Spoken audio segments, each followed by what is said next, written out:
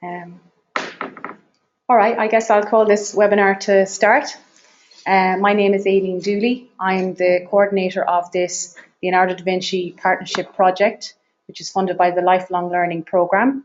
Our project is entitled Drug Helplines Online and Interactive. And what we're doing today is having a dissemination webinar. We're basically going to summarise what we've done during the life of this project, because we're nearing the end of it now, and we're also disseminating it across Europe through the wonders of the internet. I would ask your patience, because this is also a learning experience for us, and we've not done this before, so there may be slight glitches, but we're striving for perfection. So, as I said, my name is Aileen Dooley. I manage the HSE Drugs and HIV Helpline in Dublin, in Ireland, and I'm the coordinator. There's a few things just to say. You're welcome to join our discussions through the chat function on GoToWebinar. Just be warned that different devices seem to have different capabilities. So if you're on a smartphone, there may be difficulties joining the chat. We gather that the most ideal device to use would be a laptop or desktop computer. But you're welcome to join in the chat. If you have any questions, we'll attempt to answer them during the webinar. And also there's a allotted space at the end of the webinar for questions, further discussion and questions also. The presentations will be available by email if you email info@fesat.org. That's info@fesat.org. Okay, so this is the schedule. As you can see, I'm going to just do my brief presentation on the context and names of the project, the timeline of the project, and I'm going to just outline the outcomes and achievements from the project. After me, we'll have a presentation of the project outputs, which is the social media guidelines, strategy template and calendar by Catherine Fox from Cavan Institute in Ireland and Dan van der Gouw from the Drugs Info Line in Utrecht in the Netherlands. And then after that, we'll have the results of our survey of the helpline's use of social media from Asle Fagerström from Vesterdals in Norway, and also from Tom Evenepoel from the Drug Line in Belgium. And then each partner will do a brief presentation. So my presentation, and I warn you, you may need seasickness medication watching this, because I've used Prezi. But let's go. So this is setting the context. So drug helplines online and interactive. The context for this, no, hold on a second. Close your eyes. I have to go back to the start, sorry.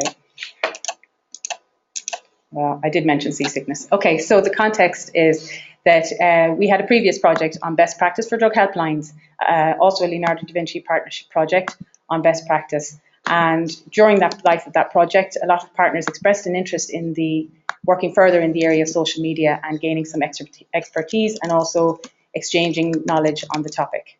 So that's the context. The objectives then were to organise events that promote the development of competencies in new communications technologies / social media. We used new communication technologies because we didn't even really know what the limits were on social media at that time. Did it include email counselling and other things?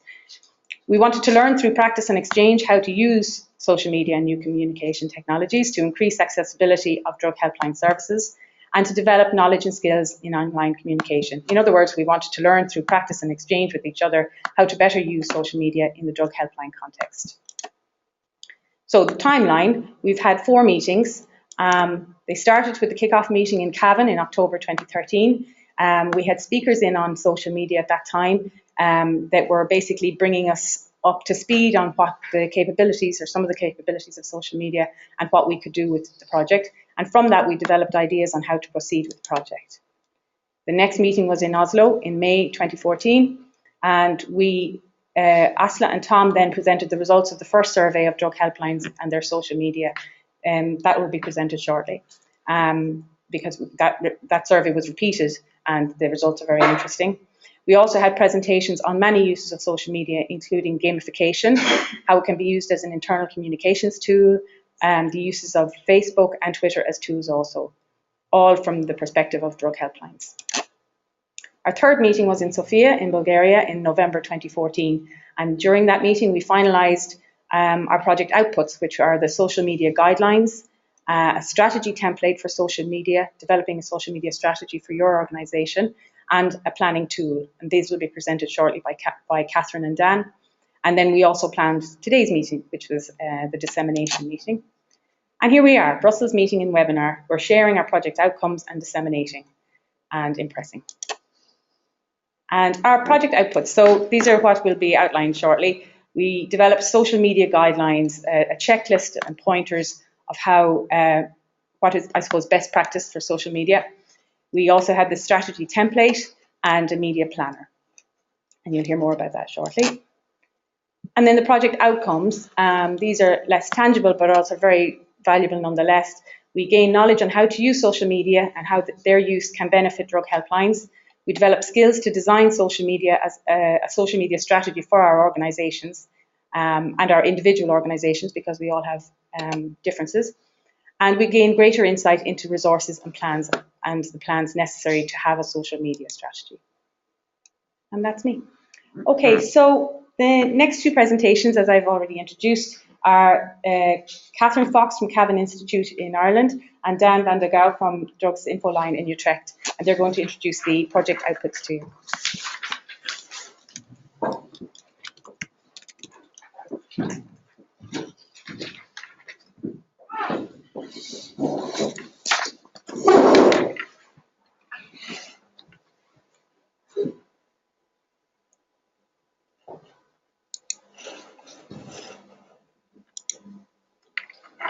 So, hello everyone, I'm Catherine Fox, I'm from Cavan Institute. Cavan Institute is one of the two educational partners involved in this project, and our contribution to this project, along with our other educational partnership, Norwegian School of Information Technology, has been to work with the drug helplines in the development of social media guidelines, strategies, templates.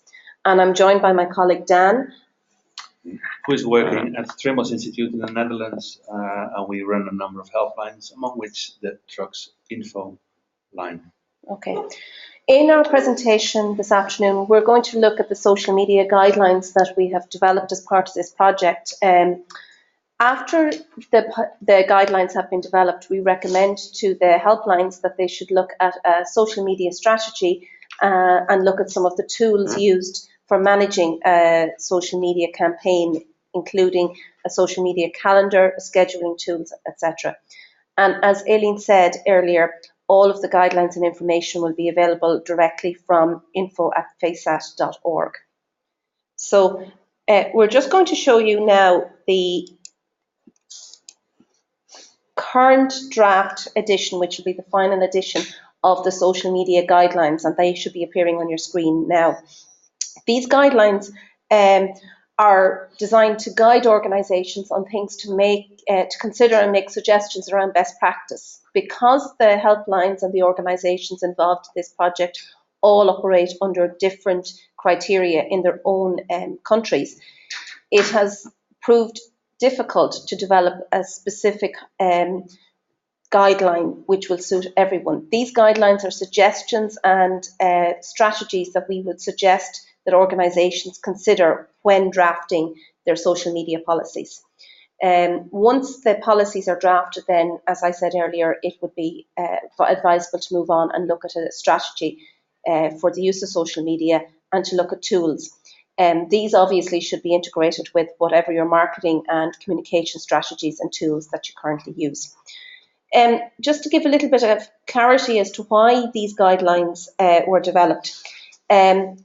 We as users interact with social media as service providers, but not as members of the general public, but as representatives of organisations.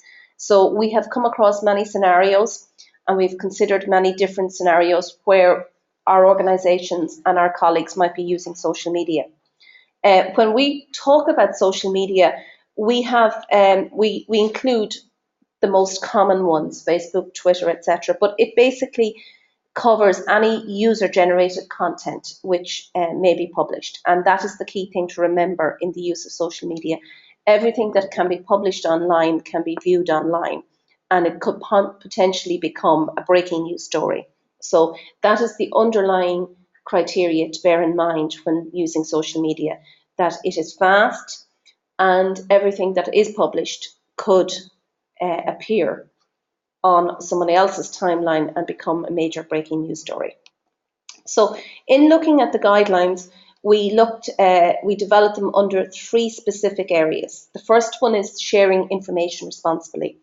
And in that, we have asked questions focusing on the type of information that could be shared, focusing on what might be harmful material. Okay, and we also considered the issue of sharing, liking, and retweeting. So using content that was not generated by you or your employees in your social media outputs, but rather sharing material that has been generated by someone else. And we would advise under the guidelines that you look at the issues surrounding the use of material which is not generated by your organisation, and look at issues regarding copyright, image, authorship and quotations. One of the interesting things that developed from this project was on the focus of anonymity.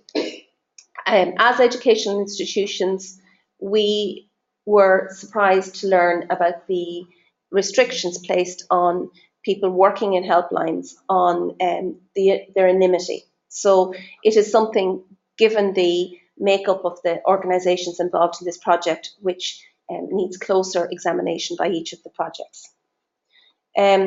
We also, under this section, focused on the issue of informing the public about making comments on the area of drug addiction and other areas in this section. So we then looked at the who and when. So who could post, and as Dan will explain later, the policy that they have in place is the use of social media by their helplines on a 7-day basis. So who can post, when can they post, and how often can they post. And then finally, the guidelines examine the voice of the organisation. So the difference between somebody posting on a personal basis and the considerations to take into account when somebody posts on a personal basis, and whether they're clearly identified with an organisation, and also the distinctions between personal comments and commenting on behalf of the organisation. One of the key areas we stress when designing your social media policy and strategy is to look at the whole area of privacy settings on your social media accounts. The issue of tagging, liking, and the whole issue of who is responsible for moderating the comments, and whether comments or postings can and should be deleted. Overall, the social media guidelines, the strategy, the whole operation of a social media campaign has to be looked at in the context of the professional ethics of your own organisation and your own professional body. And these guidelines, as we said at the outset, are a series of questions that we would encourage organisations to use to look at when they're formulating their own strategy and when they're developing their templates and calendars for the use of social media. Now, Dan will explain a little bit about how the strategy and guidelines have been implemented in his organisation. Yes, in 2011 we started with social media, specifically with Twitter, which was at that time and still is very popular in our country. When we started, we had no protocol, we had no guidelines, we had nothing, and we just started out of nothing and just, it was a sort of experiment, twittering whatever you could Twitter, and there were days that we Twittered 20 or 30 or even 50 messages, and there were days when nothing was posted. Also about the content, it was reports on scientific literature, but also very basic things such as a news article on Adolf Hitler sniffing cocaine. We thought it was funny, but it makes sense, and so on and so on.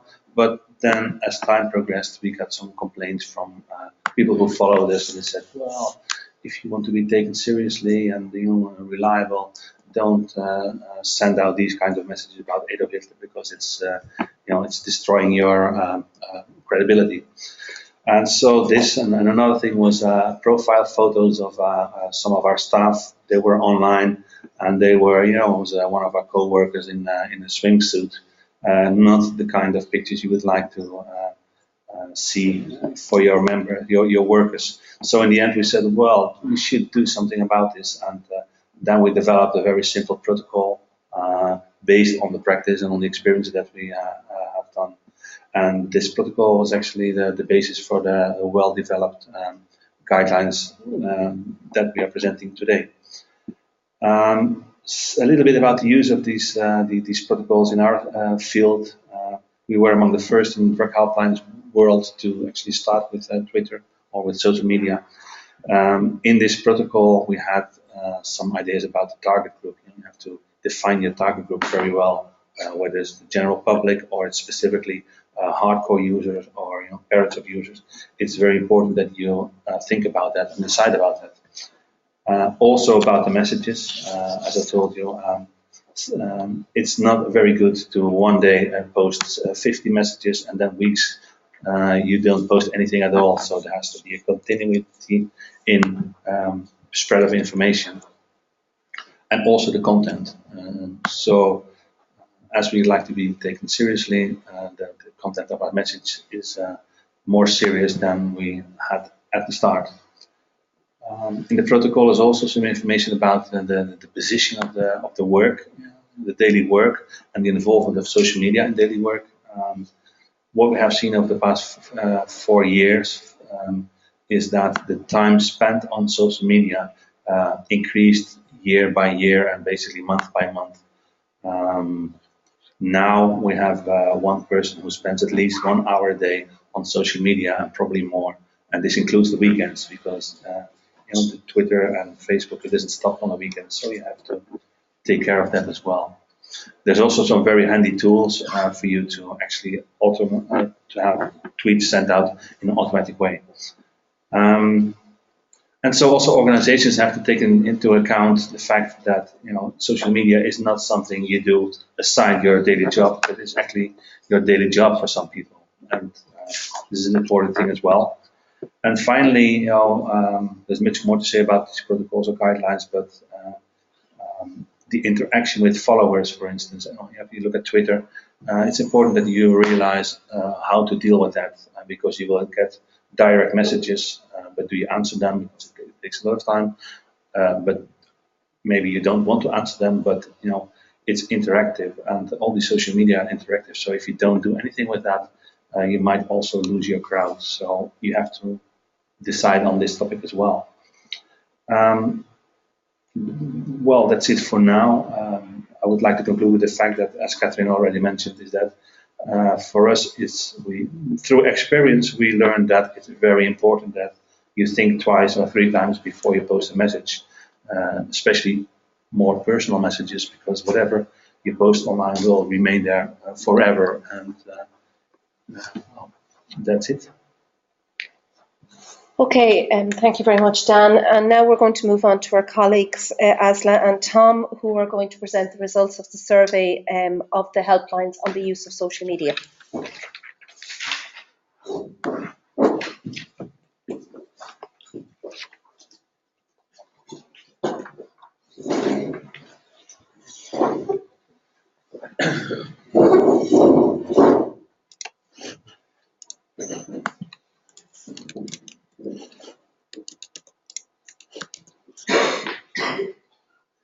Can I start, Tom? Okay. Yes. My name is Asle Fagerstrøm. I'm from Westerdals School of Art, Communication and Technology in Oslo. Good afternoon. I'm Tom Evenepoel from the Druglijn in Belgium.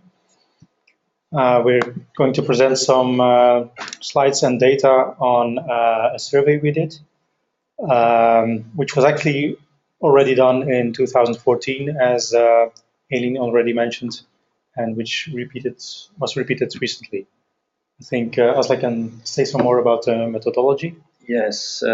First of all, the aim of this study was to have an overview of how social media is used by organizations in Europe. And we used a survey that was sent out in the end of March and ended 18th of April this year. In the mail, we sent out one reminder to the participants, and we got in total 13 answers. So the people we addressed were all drug helplines, in some extent associated with FESAT, the European network of drug helplines, and of course it also included the educational bodies within our partnership. We initially tried to make, we wanted to make some comparisons between 2014 and 2015, but because of the limited response rate, it's a bit difficult to really come to strong conclusions on that. In addition, we can also mention that we will not do any statistical analysis based on 13 answers. What we will show now is actual numbers. Yeah, and we'll try to make some interpretations based on those. This figures show actually service organizations' use of social media in order to create value for the organization. And as we see, 6 out of the participants in the study, they have used social media for more than 4 years. Yeah, so there's a bit of a, on one hand, experienced helplines, and on the other hand, some organizations or some helplines still picking in. The next picture, this table, actually focuses on how organization sees the positive value by using social media. We will not go into detail here in all these numbers, but we have highlighted in green the positive things and things we should be aware of, and in orange/red we have marked things which will be maybe a little bit negative or sees as a challenge for the organization. So Tom, can you see something about what do we see here? Yeah, I think that what's mentioned in green is basically pretty logic in the sense that it's probably in line with the external communication strategy that a organization like a helpline would have anyway, spreading information, reaching your targets groups. The things in red, I think, are closely related to the specific characteristics of your helpline. If your helpline is a government helpline, fundraising will not be a topic for you. If you don't work with volunteers, that won't be of interest to you as well. So there you see that some value it and others completely don't. This next table shows which activities the service actually sees as the most valuable for the communication activities that they are doing. And as we see marked in green here, we see that websites, we have search engine optimization, we have social media and online advertisement as one activities that create high value. Yeah, and I don't think it's a coincidence that those are the most cheap ways of advertising. Basically, if you look at other options like radio or TV advertisements, of course, very expensive, and those things are often the kind of advertisements that helplines simply can't afford. So it's a clever choice to go for online opportunities to focus on for your communication strategy. The next slide show a figure related to the relation the organization view on readiness for using social media. Actually means how ready are the organization for the use of social media. And what do we see here, Tom? I think that it shows mainly here in dark red that for some organizations there is still an issue of having a green light from above, from your management, from your directors. There's also the economic reality of having people, capacity, people and budget available. Interesting is that what has been mentioned before, that for helplines, ethical considerations and the sensitiveness of talking about drugs online doesn't really seem to be an issue. So it's a good thing to notice that helplines have found their way around those challenges. Next slides show a table of how much time actually people are working with social media. And as we see here, most of the participants use about 1 to 5 hours a week, or up to 6 to 10 hours each week. Yeah, so that's a reality. I think I noticed Dan mentioned it before, that at the Drugsinfo line, someone spends 1 hour per day, 7 days a week. So even though it's tools that you are free to use, there's always the investment of time, of your staff capacity. So that's also something people need to be aware of, and that perhaps they have to make choices in.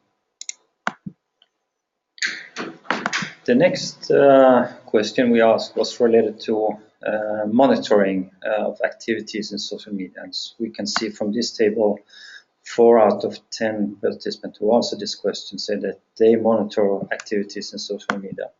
However, 3 say no, and 3 say no, but we are about to get started.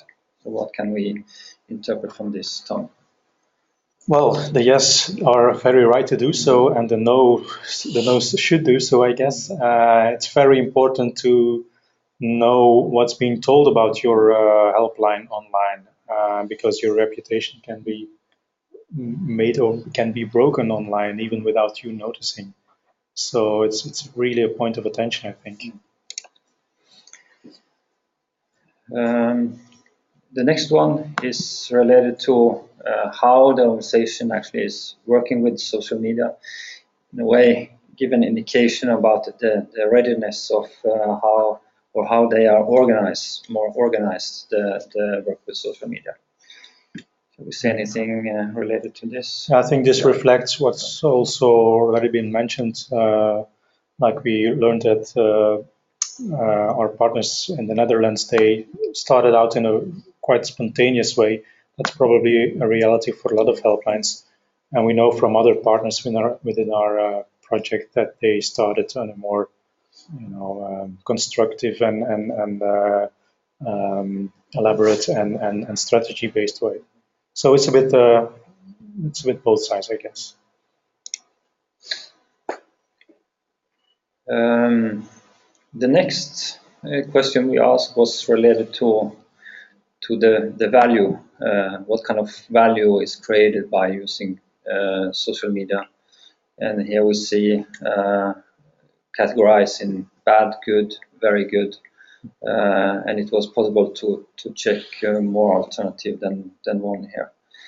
I'm not sure whether we should go into this in detail. I given a greater an okay overview of the situation. Maybe we should go to the next question.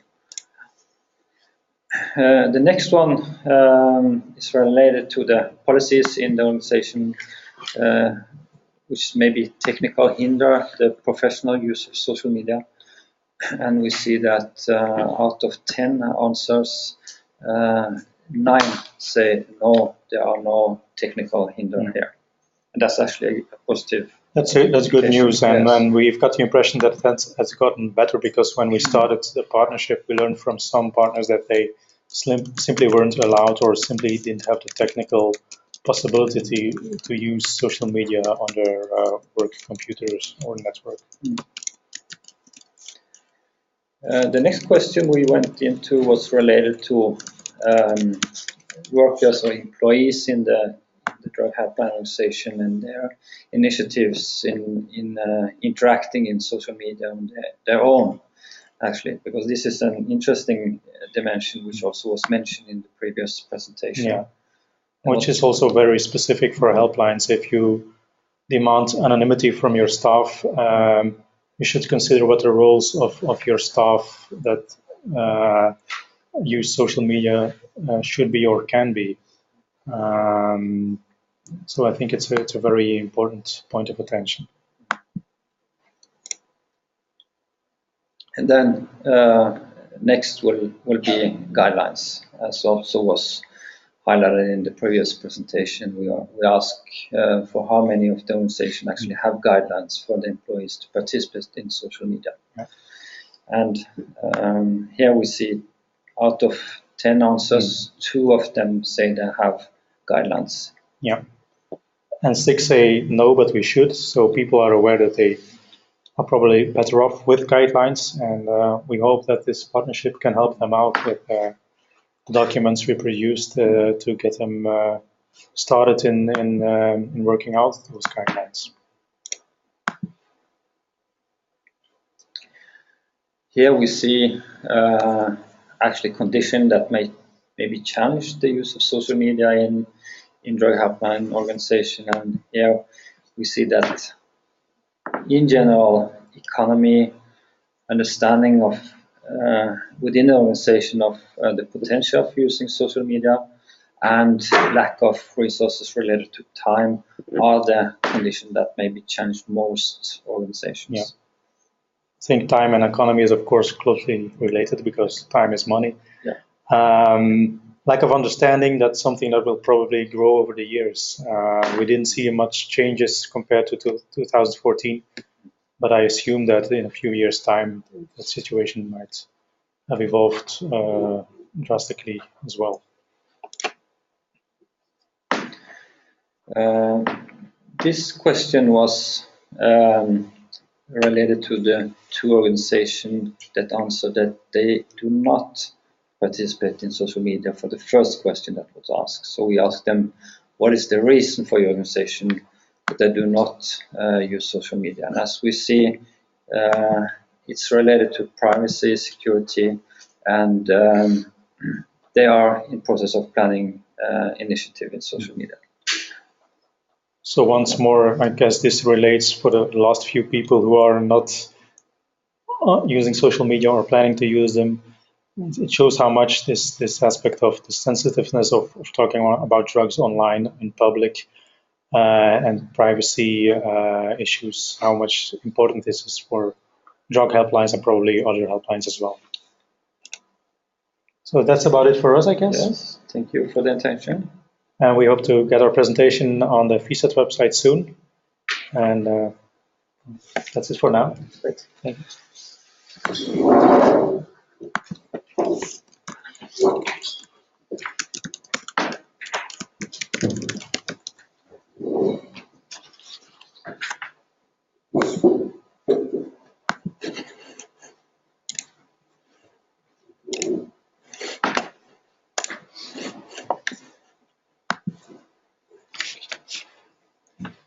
Yes, so hello, my name is Sturla Johansen. I'm the manager of the drug helpline in Norway, Rustelefonen. And I'm going to talk about one of the outputs from this project. This is our, well, you can see it on screen, is our new web page. It's based on responsive design. And why is the web page important? Well, we have about 30 to 40, perhaps even 50 people contacting us each day through the phone service, the chat, and also the question and answer pages on our webpage. But online we have about 1,000 contacts each day. So basically the most huge part of our service is the webpage. So that's making it quite important. The new webpage is a result of a collaboration with Westerdals, Oslo School of Art, Communication and Technology. We had 4 students from Westerdals starting work on this webpage early spring in 2014. And the webpage was launched early this year, so it was, well, it took a while to get it organized and programmed and ready. So why is responsive design important? Well, more and more people are using handheld devices such as mobile phones and tablets to go online, and for our page it's actually more than 50% of the users are using using handheld devices. And responsive design makes it easier for the content on the web page to match the tablet or the mobile phone. I'll demonstrate for you now, hopefully. Well, now I've changed the screen size. So this might be the size for a mobile phone, and you see the content is being well adjusted to the size of the screen. So if I make it bigger, like perhaps a tablet, you see it's adjusting again. So instead of making separate web pages for like laptops and desktops, computers, for mobile phones and for tablets, we have one design that is able to respond to the platform you're using, basically. So what's new on the web page? Well, there are quite a few things that are new, but I'm going to focus on a few things. For instance, this word cloud here is brand new.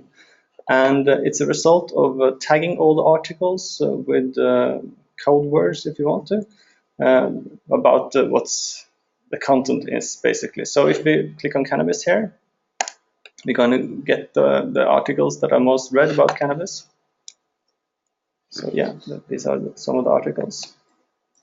And if we go into further detail in one of the articles, we have also set up the page such that there are, well, you get the article you clicked on, but you also get suggestions on further readings. So these are the 4 articles about cannabis, or those tags used in the form article. That is the most read, well, basically the most popular ones. You also have the possibility to ask questions directly here. This is the question and answer service on the web page. If the things you're wondering about are not answered in the article, basically. In the bottom of the page, you also have directions for the Facebook site and for a YouTube site. I'll show you that briefly. So this is our Facebook site. And we use this site mainly for one-way communication. That's because of our concern about anonymity of the users. So basically, it's consisted of articles, news articles, drug-related news articles, and that we have picked, usually in Norwegian. We have also used the web page for well, activities, you could call them. We had an activity, well, this is just a picture, but it's a picture from the Advent calendar we had last Christmas, where you could attend some kind of quiz or competition, answering questions either about our service or about drugs. So you get involved with the content, and then you could win prizes. And you know, the design here shows some of the prizes you were able to win. So, and this is well, one of the things you can do to get more followers. And we have almost 11,000 followers now on our site. So that's quite a good number of people, I think. And most of them are quite young people. And that was also the targets for the activities we have had. I can also show you our YouTube page. And well, it's not that much content yet, but I'll show you a short video. So it says, is it dangerous to mix amphetamines and alcohol? And someone is quite upset about that question, obviously.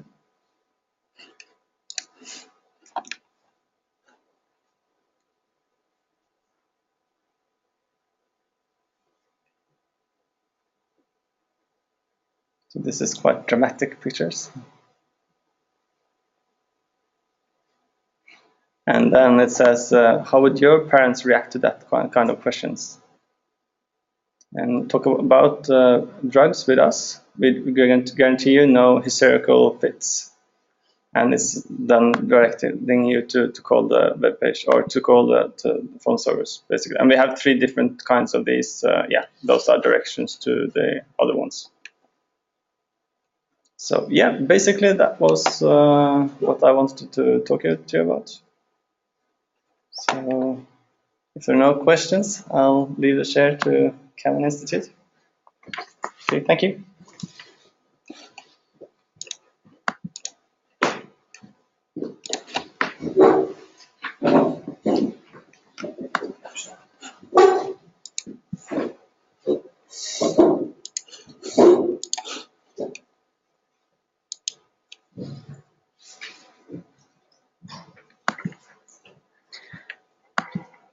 Okay, this presentation is going to outline the use of social media by Cavan Institute. As an educational body, our use of social media is very different from that presented by ASLA.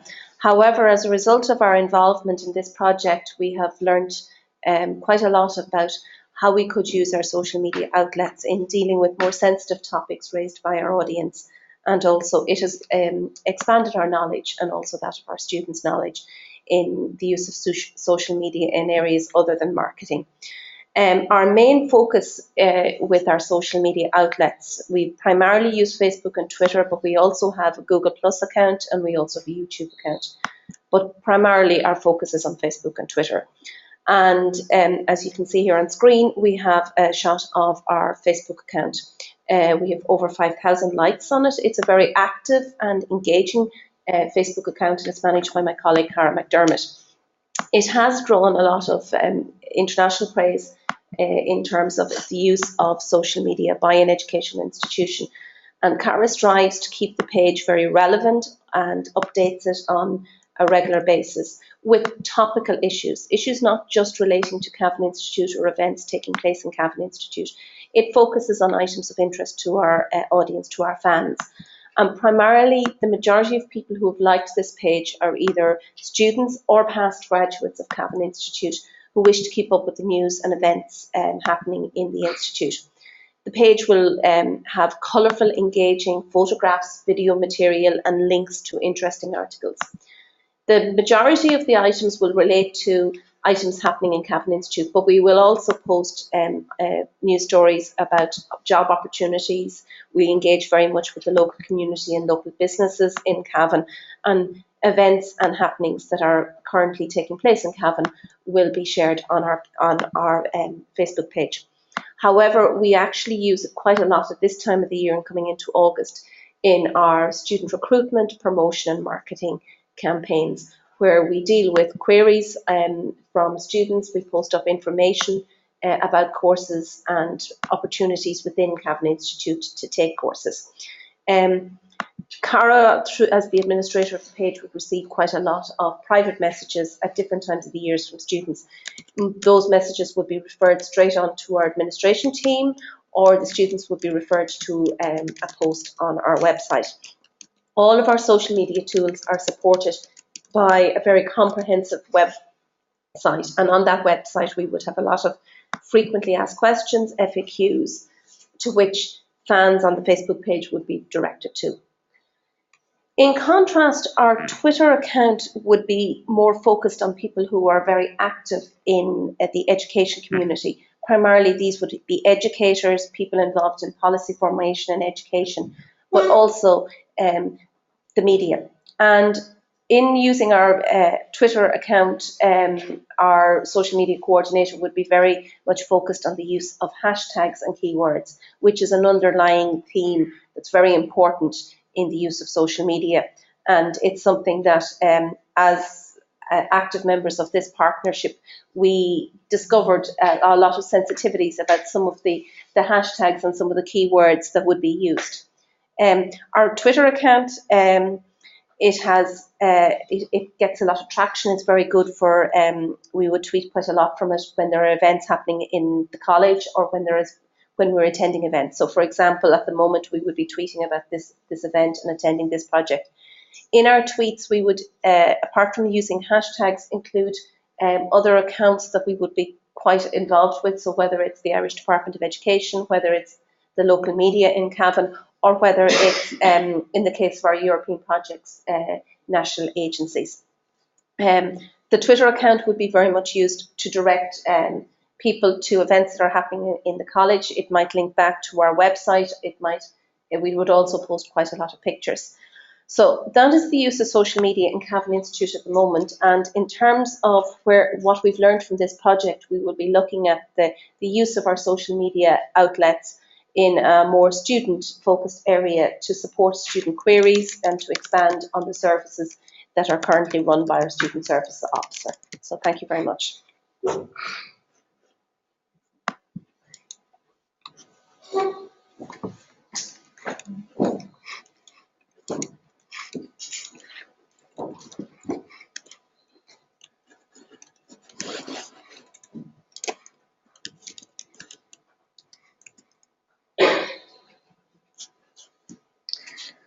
Hello, everyone. My name is Mary, and I am from Cyprus. I am a clinical psychologist working at Perseas. This is a counseling and treatment center for adolescents and their families dealing with substance abuse issues, as well as internet, video game, gambling, and alcohol addiction. All the counseling and treatment programs are run by psychologists, occupational therapists, and mental health nursing staff. Our center is a governmental organization within the mental health services of the Ministry of Health. So everybody can understand how slow sometimes things can get done. We also operate a helpline within the service, and the helpline is answered by counselors specialized in addictions. In 2013, our center, in cooperation with the Cyprus Youth of Organization, set up an application for smartphones. And actually, that was a quite improvement for us, because this is an app including most of the helplines providing counseling and support within the country. Now, our involvement in this project has proven to be an educational and useful one, actually, because we were the only partner in this partnership not dealing with any social media tools at all. We had been thinking about it, but we've never actually thought of it as a priority of ours. So through this partnership, we started seriously flirting with the idea of promoting the center's philosophy and work in order to reach more people. So we conducted a focus group among our adolescents clients in order to assess the need and the usefulness of actually creating a Facebook page. Since through some research done, Facebook is the most popular social media tool among this population. Focus groups is a qualitative research methodology which actually allows for experiences and opinions and feelings to arise. So we thought that methodology was very helpful and very enlightening for us in order to decide whether to have a Facebook page or not. So positive and very encouraging outcome came out of these focus groups, and here we are. We do have a Facebook page now, which actually it was set up in late March, and that's why it's quite new to our audience. But actually, the reason we have it is because we want to promote our work, our activities, or probably provide informative material to our audience about drugs, about internet addiction, or any other mean of addiction. So the outcomes of this project to us was that the input and the experiences from partners working with social media, the development of social media guidelines, as well as the experience working and communicating through the Trello platform and the webinar, this very webinar experience, bring us closer to development. And that's an element that describes the center's philosophy and the center's vision. So thank you very much.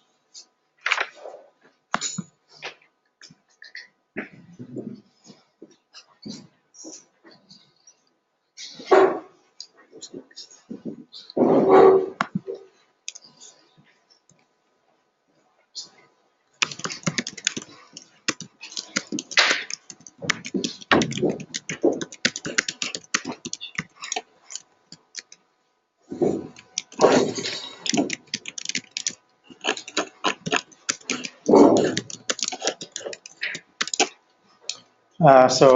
hi again. I'm Tom. I already introduced myself. I'm coordinating the drug helpline in Belgium, the Dutch-speaking helpline that is. This is my colleague, Katrien, who joins me as she is managing our Facebook page.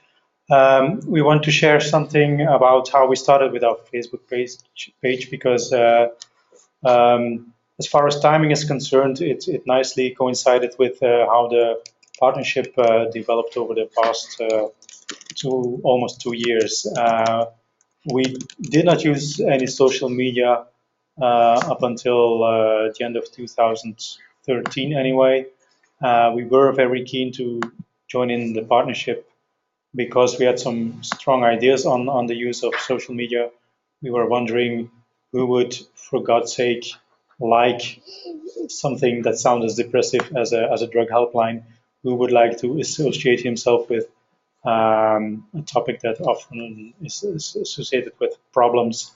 How can we get into dialogue with people? How about anonymity and people who start exposing things that basically they are or they shouldn't share online for half of the world to see?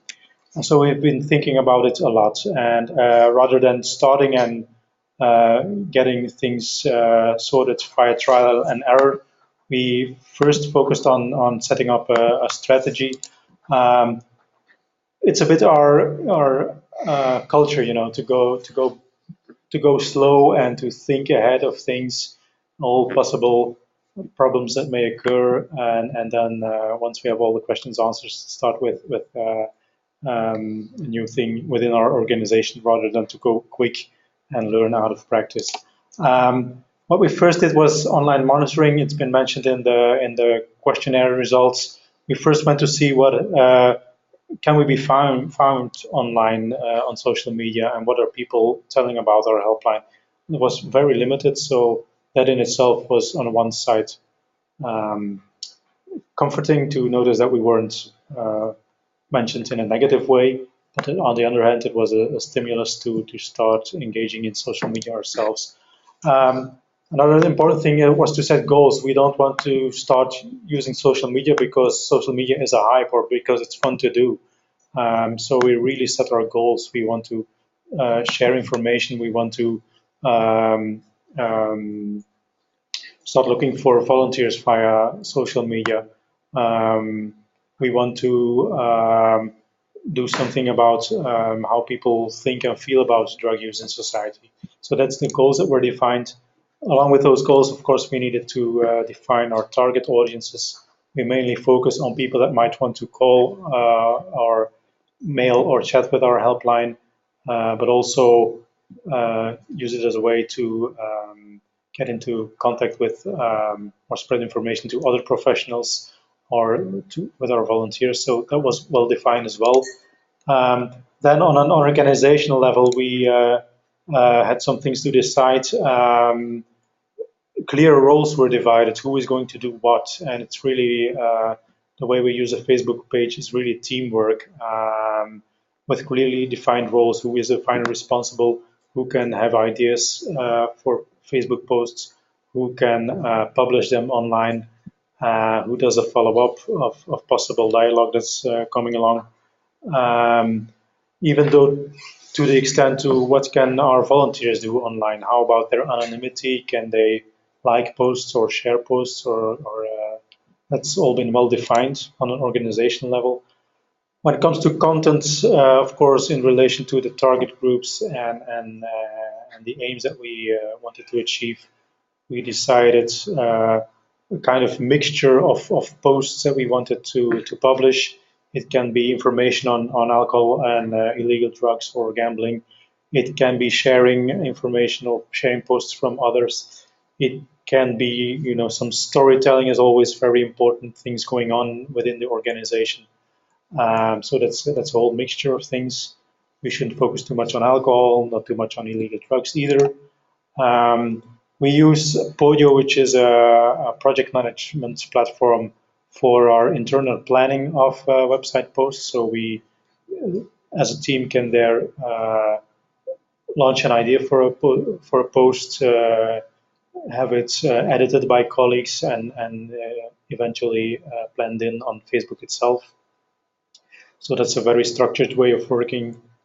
And the policy, of course, also clearly needed to be detailed, saying, okay, who can do what and with which kind of content.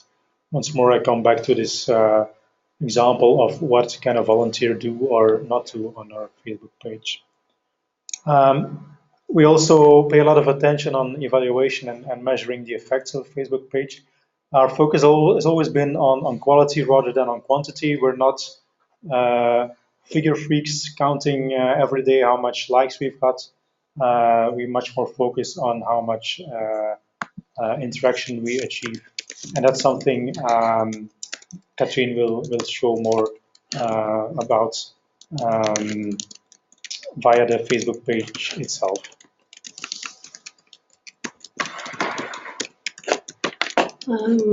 This is the Facebook Insights. First, I'm going to show you an overview of the fan base we have built over the last year. At the moment, we have 385 likes, which isn't a huge amount, but we've built this almost without a budget. It's not a lot of advertising that went in here. So in the beginning, we started out with about 50, mostly people from our own organization, then a little bit mailing and using it in the footer of your email.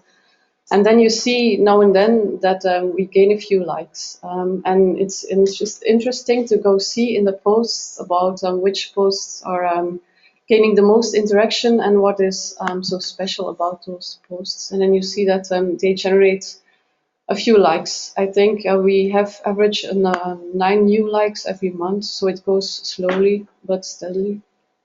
Here we have a jump. That was when we did some advertising.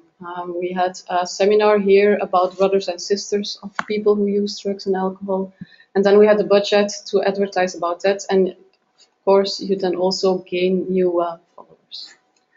What I wanted to show you was which kinds of posts do very well. And then you can see on the inside the interactiveness that you gain. And here we have an infographic, and that did really, really good. It was shown to approximately 1,000 people. And it is, this kind of post generates more shares, more likes, and more people who talk about it. Now, if you see in general, our finding is that things that do very well are infographics like this, YouTube movies, of course, YouTube films about funny things, but also really serious things like a seminar on ecstasy, really long, but it was shared also many times. Here is another one, and it is very concrete. It is about an app or a training program to reduce your gambling. So you see that it was 17 likes on this post. And maybe another one. A big part of our audience is parents of users. So this post was about a free webinar, how you can react when you discover that your child is experimenting with drugs or alcohol. So it's very concrete. It gives tools to parents. So that was shared and liked also.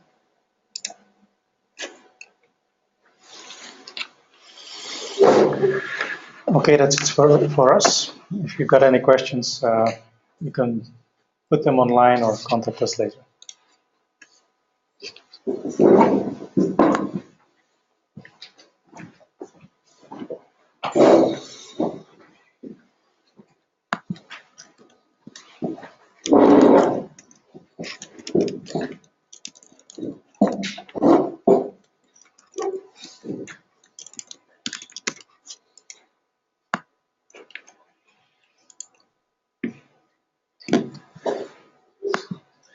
Good. Asle Fagerstrøm from Westerdals, Oslo School of Art, Communication and Technology. I presented myself when we presented this survey we did. Just briefly about this school, Westerdals Oslo School of Art, Communication and Technology is actually a school now based on a merging process from 3 different schools in Oslo. We are a private school which focus on topics such as technology, communication, art, TV, and management. We are the second educational organization in this project, and as mentioned before, we are using social media in a little bit different way as the other one do. And actually at the moment we are in a way reorganizing all the communication channels that we are used to this merging process. And unfortunately, a little bit sad, I don't have much to show. We have a website just now, and we have also a Facebook site, but there will be more, I think, in the end of this year and hopefully next year. But however, I can say that we have, through the past years, very interesting experience with the use of social media. Especially, we have used social media for recruitment of students, and a very interesting experience related to that. So we actually managed to increase the conversion rate with 30-35% compared to previous years. We have experimented a little bit with using chat and those kind of channels, which have been very successful. And when it comes to learning for students, we do not use much social media in general. I think there will be some teacher that's experimented a little bit, but in general we use the learning management systems that is basis for most of the activities online. What we have learned from this partnership is that we have got some really good insight into how non-profit organizations are using social media. This is a knowledge that we bring with us into our own organization. So when we teach social media to students, some of the cases that we present is actually based on what we have learned from this partnership, which is very important. Important dimension also to tell about how non-profit organization can use social media. In addition, we have had 2 bachelor projects that have been working for Rus Telefon. One on the web page that was presented previous presentation, and one who made an app for the same organization. In addition, we also had 1 master project delivered based on this partnership. In addition, we have 1 publication presented in 2014 based on this drug helpline social media survey that we presented, which I think also is an important part of the activity here, also to present some research based on what we have done. In addition, I would like to mention that we also have some research activities related to social media. We do a lot sentiment analysis based on social media at our school. We do visual analytics. We make dashboard where we can see what kind of topic is hot at the moment in different communities around the world.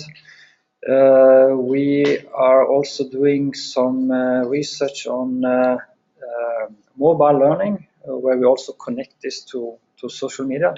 So when you go through a learning program that you can publish on social media, the score you get, and you can start competing with other friends and so forth. And a project that we now kick off is what we call iResearch. It's a project where we will develop a mobile app to collect information. This can be information about what kind of social media is actually used on mobile phones. We can collect content on what are the users actually looking at in social media and mobile phones. This is also an app where we can collect information by asking questions. For example, participants who participate in a specific research project suddenly pop up 5 questions that they have to they have to answer, and we can do this, for example, 3 times a day. And this questionnaire can also be related to GPS localization, that you got the questions will come up when you are in a specific area. This is a very interesting project that we're doing at the moment, and I hope also we can maybe use this app for the drug helpline organization in Europe. That was a little bit about Westerdals. Thank you.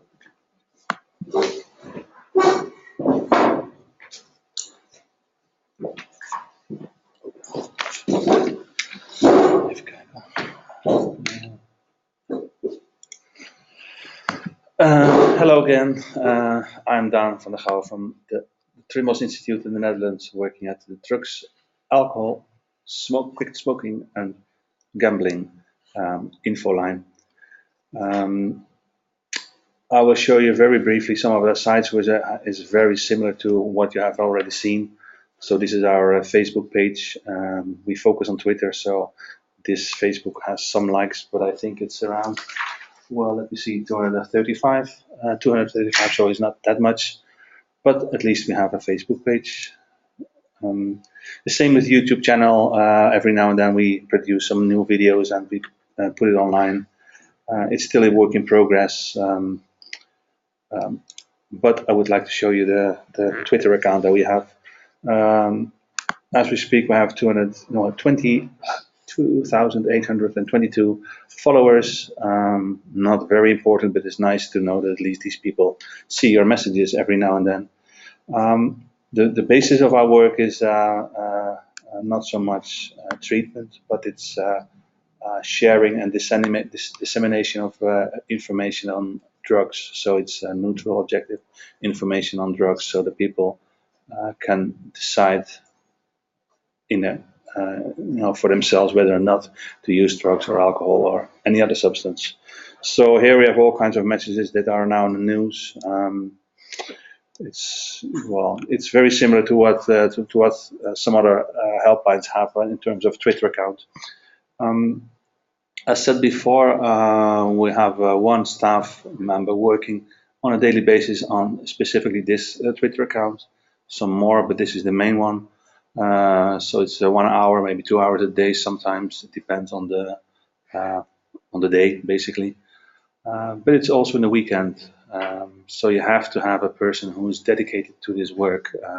It's not a 9-to-5 job, and sometimes you have to be active late at night or on a Sunday afternoon, just to keep up with your followers and to keep the messages going. Well, what else do we have? Well, what has not been mentioned before is that it's also part of social media, as we see it, is to be online at fora, at drugs forums, to give neutral information about drugs in places where these people meet, in this case online. So on a weekly basis, we have 2 or 3 Dutch drugs fora related to the Dutch society, the Dutch community, and then we have questions on drugs. Sometimes people come up with questions. If they don't, we pose questions ourselves, and of course also the answer. It's very lively, and you can do this as long as you are seen as a reliable partner. And with these people, these very specific groups, we are in the lucky position that we are still seen as a very trustworthy organization. So if we mention something, if we give an answer to a question, people in general tend to believe what we have to say. So, which is very nice, but it also takes many years of working in this field. So we have all these, we have also a LinkedIn page. We have Facebook. What else? These are the main things. What I would like to address is a few things. Where can I find it? Here it is evaluation and monitoring. you can set up social media, you can set up a Twitter account and just do what you have to do. But if you don't evaluate whatever it is you're doing, it doesn't really make sense. So what we did in 2013, I think, was have a student work for a year on the Twitter account and to ask questions to the followers. So we set up a survey about things that were of importance to us. For instance, the number of tweets per day, the topics, why people were following us anyway, and it gave us a lot of input in how we do things, and we adjusted our work accordingly. So I would advise anyone, if you set up social media, evaluate it from now and then because it gives you very useful information. And since it's very interactive, why not doing all these evaluation in the same manner? And the other thing I'd like to mention is the monitoring, monitoring of social media. We have some experience with that. For instance, we wanted to know whether a phenomenon called neck nomination was popular in our social media or not. And so we found out through very simple, cheap software what was the impact of this neck nomination, and even more, what was the impact, what could have been the impact if we would have tweeted messages about this or not. We said initially, no, we are not going to do this because you will promote a very stupid action. And then we used these tools, and as a result, we saw that probably because we didn't mention it at all, not just on social media, but in media in general, we didn't answer questions of journalists on this topic, that the topic was not so popular in the Netherlands. And after a couple of weeks, there was a peak, obviously, but it was finished quickly. So basically, to conclude, we are still in the progress of learning by doing, and we will continue to do so. Thank you.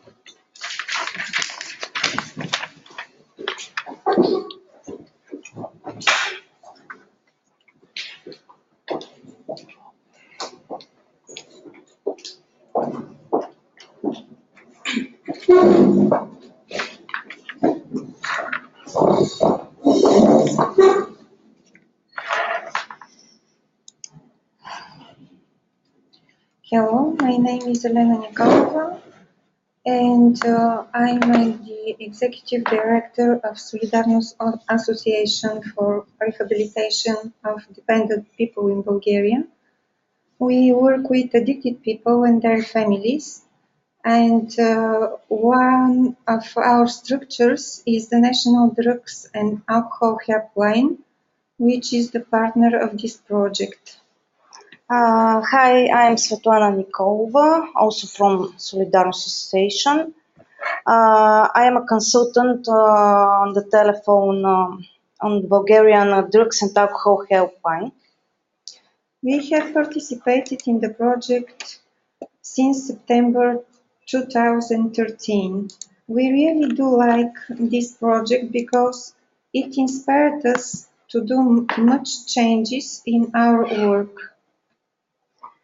We have been searching for a lot of information during that period. We have learned much about the work with social media, and we've shared the knowledge with our colleagues in Solidarność who didn't take part in the project. What did we change? We expanded our social media network, updated our two Facebook pages and our accounts in Twitter and YouTube. We created a Google Plus page and started our own blog. We developed strategies for working with our social media, and we have been applying them successfully. We also trained a team member who has the responsibility to maintain our social media.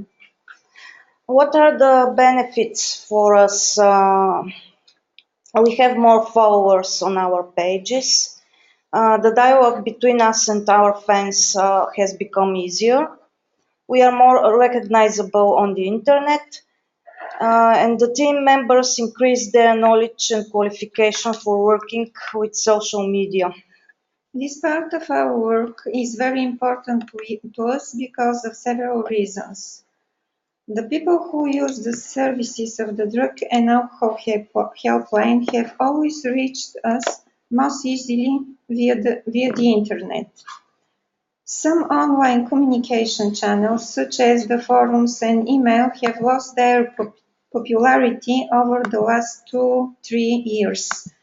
This is a signal for us to find a new way of interaction with the users of our services and to be up to date with the technological advances. The social media have enabled us to lead a dialogue with different target groups much more easily. The well-maintained accounts in social media help our organization build a nice image in the eyes of the society and to show that it is reliable and accessible service. Social media offer an easy way to popularize our cause, to convey our values, to disseminate information and preventive messages about the risks of the use of psychoactive substances. Our team had only two bigger difficulties in our work with social media. From our own experience, we concluded that the good maintenance of the social media requires a lot of time and human resources, which can be a serious obstacle for small-scale organizations. But the good evaluation of the needs of the organization and the opportunities given by the different social media can help overcome this difficulty. The lack of funding for social media work is also a basic difficulty. We are forced to cope by spending the time and human resource of the team. According to the results of research of the team made, the NGOs working in the social sphere in Bulgaria as a whole do not use social media of their work. With them is not a priority. We believe that the products of this project will be useful to many organizations in Bulgaria. That's all. And next is our colleague from Ireland, Eileen Dooley.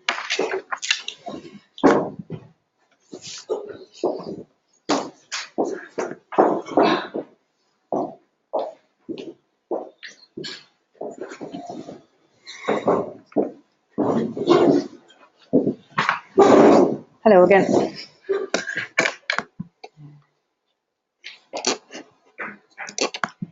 So this is the last of our brief presentations from partners.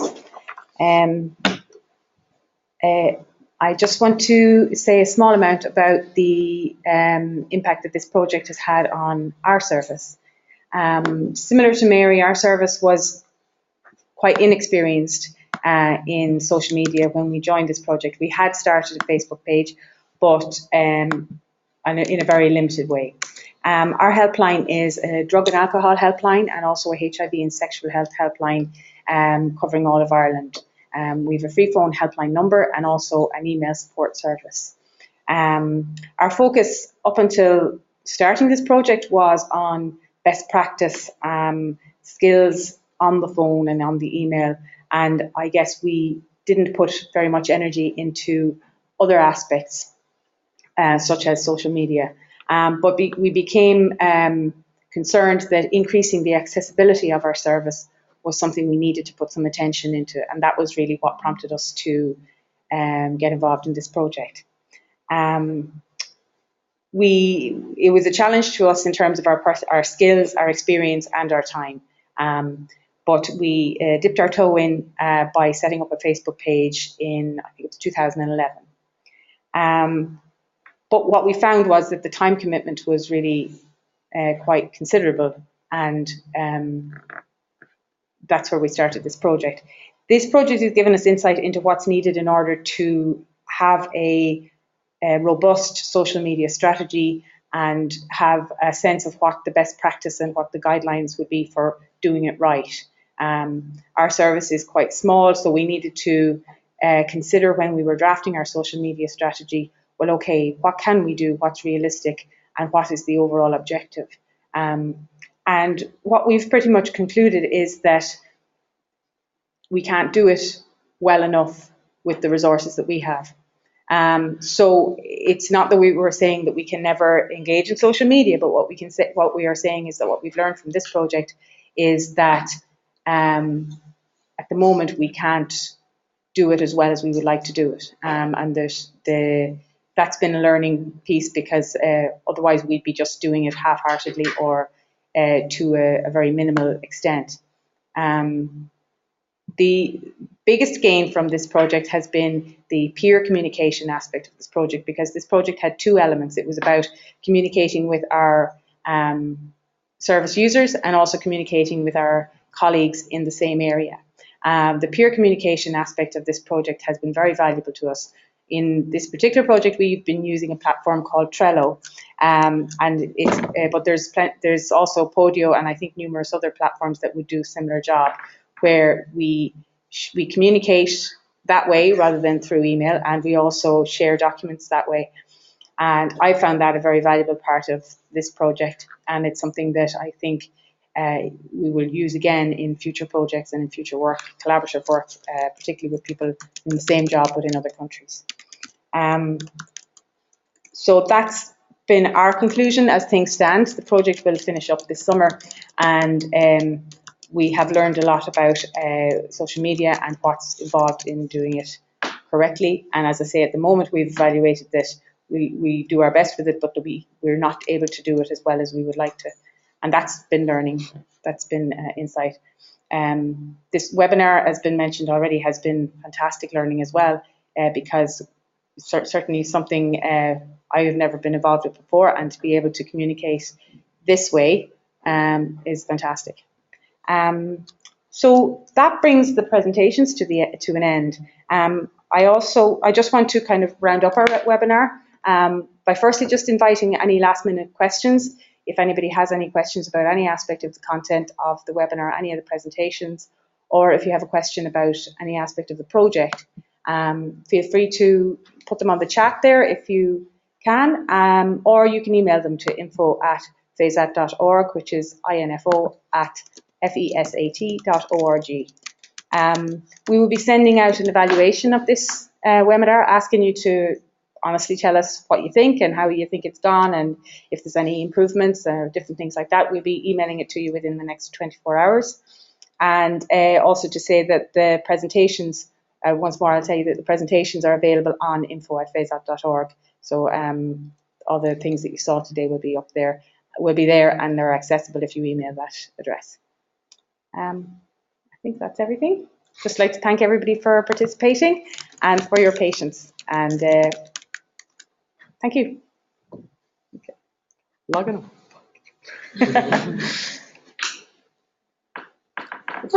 that off? I didn't mute it yet. So it's like the recording.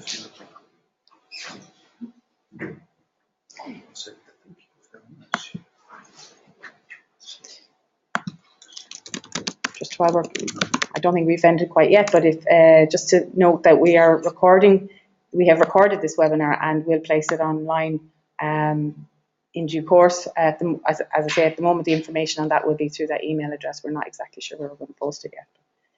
Thank you.